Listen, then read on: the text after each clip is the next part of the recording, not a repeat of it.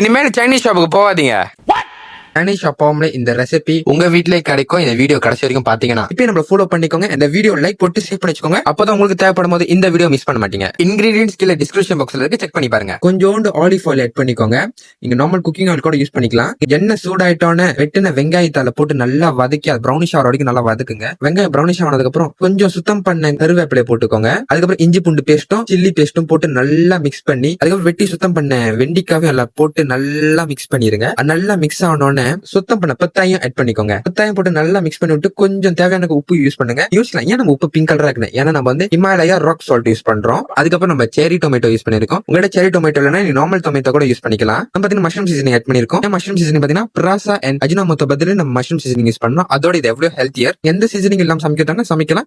இது extra taste கொடுக்கும். கடைசியா தான் வந்தாரு நம்ம பொரிச்ச கத்திரிக்காய், அவரையும் போட்டு நல்லா மிக்ஸ் பண்ணி விட்டுருங்க. அதுக்கப்புறம் பாத்தீங்கன்னா பொரிச்சிட்டு நல்லா இடிச்ச நெத்திலியும் ஆட் பண்ணிருக்கோம்.